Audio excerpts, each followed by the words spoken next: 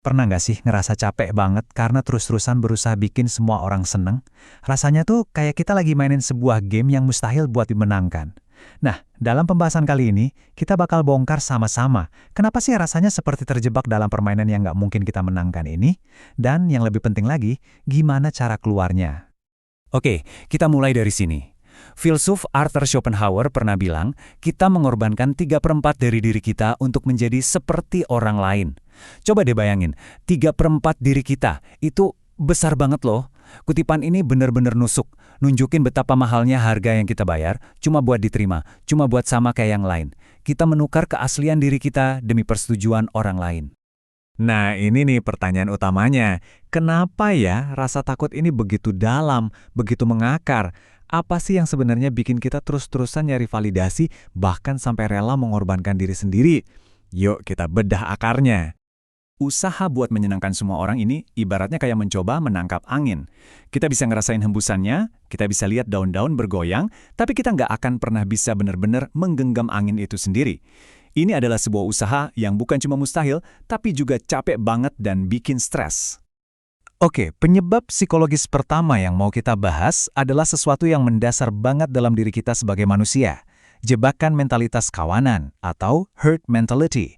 Ini tuh naluri kita sebagai makhluk sosial buat ngikutin kelompok, bahkan kadang sampai mengorbankan pikiran kita sendiri. Jadi, apa itu mentalitas kawanan? Gampangnya gini, ini adalah insting alami kita untuk ikut-ikutan. Pernah kan kamu lagi di konser terus semua orang angkat tangan, yaudah kamu refleks ikutan angkat tangan juga. Nah, itu contoh sederhananya.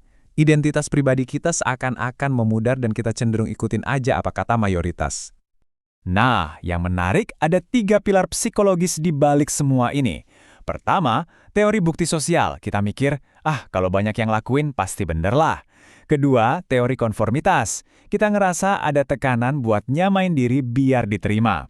Dan yang ketiga, deindividuasi. Di tengah keramaian, kita kehilangan rasa aku dan menjadi kami. Kekuatan 3 pilar ini udah terbukti secara ilmiah loh. Coba kita lihat salah satu eksperimen paling terkenal soal ini. Eksperimen konformitas Asch ini nunjukin hal tadi dengan jelas banget. Bayangin kamu ada di ruangan itu. Kamu tahu banget garis mana yang cocok, jelas banget di depan mata. Tapi satu persatu, semua orang sebelum kamu ngasih jawaban yang jelas-jelas salah. Tekanannya itu nyata. Banyak peserta eksperimen akhirnya nyerah dan ikut-ikutan ngasih jawaban yang salah, cuma karena nggak mau kelihatan beda sendiri. Ini bukti betapa kuatnya tekanan sosial itu. Oke, penyebab besar kedua ini nih, nyambung banget sama budaya nyinyir yang sering kita lihat. Ini adalah penjara pikiran yang kita sebut pemikiran hitam putih atau pemikiran biner. Pemikiran biner ini tuh kayak kita ngelihat dunia cuma pakai kacamata hitam putih. Nggak ada warna abu-abu. Seseorang itu kalau bukan teman ya pasti musuh. Kalau sebuah keputusan nggak 100% benar berarti itu 100% salah. Nah, pola pikir inilah yang melahirkan penghakiman yang kaku dan standar sosial yang kadang nggak masuk akal. Nah, di sini kita bisa lihat bedanya jelas banget. Di kolom kiri ada pemikiran biner yang kaku dan suka menghakimi. Dan di kanan ada alternatifnya yang lebih sehat, pemikiran probabilistik. Daripada nanya ini benar atau salah, orang dengan pola pikir ini nanya seberapa besar kemungkinannya atau tergantung konteksnya gimana. Ini adalah cara berpikir yang merangkul kerumitan, bukan malah menyederhanakannya. Jadi, intinya apa? Pandangan biner ini menciptakan tekanan sosial yang luar biasa. Kita jadi takut banget buat keluar dari kotak benar yang udah ditentuin sama lingkungan, karena kita nggak mau dicap salah atau jadi bahan omongan. Inilah yang bikin kita terus-terusan nyoba buat pas, buat cocok, buat diterima. Oke, cukup bahas masalahnya. Sekarang, bagian yang kita tunggu-tunggu. Terus solusinya gimana? Gimana caranya kita memenangkan kembali diri kita dari permainan yang melelahkan ini? Jawabannya ada pada seni untuk berani menjadi diri sendiri. Kutipan dari Ali bin Abi Thalib ini merangkum filosofi dasarnya dengan sempurna. Energi yang kamu habiskan buat ngejelasin diri ke orang-orang yang benci sama kamu itu energi yang sia-sia. Mereka yang tulus suka sama kamu nggak butuh penjelasan itu.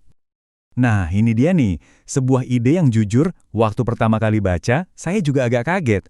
Sangat provokatif dan kebalikan dari semua yang biasa kita dengar. Seorang pembicara bernama Adrian Tan bilang, kalau kamu mau memberi dampak, jangan bertujuan untuk disukai semua orang. Sebaliknya, bersiaplah untuk dibenci. Coba kita lihat 2 contoh modern ini, Elon Musk dan Greta Thunberg. Keduanya ada di spektrum yang sangat berbeda dan keduanya punya banyak sekali pembenci. Tapi, Entah kita setuju atau enggak sama mereka, satu hal yang nggak bisa kita pungkiri, mereka berdua punya dampak yang luar biasa besar di dunia. Ini menunjukkan kalau dampak besar seringkali datang sepaket dengan penolakan yang besar juga. Jadi, ini benar-benar mengubah cara kita memandang tidak disukai. Mungkin itu bukan tanda kegagalan, tapi justru sebuah indikator kalau kamu berani punya sikap, punya pendirian, dan melakukan sesuatu yang penting. Jadi, pertanyaannya sekarang dibalik. Kalau semua orang suka sama kamu, apakah itu berarti kamu hebat, atau kamu cuma lagi main aman? Ini membawa kita ke perubahan pola pikir terakhir yang paling memberdayakan. Ambil alih kendali atas cerita hidup kamu sendiri. Kamu adalah penulis ceritanya, bukan orang lain. Metafora ini dalam banget. Pernah ngerasa gitu nggak? Berusaha keras bikin orang lain happy, padahal baterai kamu sendiri udah merah? Nah, itulah rasanya ngasih cek kosong. Sebelum kamu sibuk nyenengin orang lain, pastikan dulu cangkir kamu sendiri itu penuh. Karena kamu nggak bisa menuang dari cangkir yang kosong. Jadi, ada 3 kebenaran yang perlu kita pegang erat-erat. Pertama, jadi diri sendiri itu jauh lebih berharga daripada disukai tapi palsu. Kedua, ingat, dalam cerita versi orang lain, kita nggak bisa ngontrol mau dijadiin tokoh apa. Jadi fokus aja sama cerita versi kita sendiri. Dan yang ketiga, energi kamu tuh terbatas. Gunakan buat membangun kebahagiaan dari dalam, bukan buat ngejar validasi dari luar. Pada akhirnya, semuanya kembali ke pertanyaan ini. Cerita hidup kamu yang luar biasa ini, dengan segala naik turunnya, siapa yang seharusnya memegang pena dan menulisnya? Kamu atau komentar dan harapan orang lain? Pilihannya sepenuhnya ada di tangan kamu.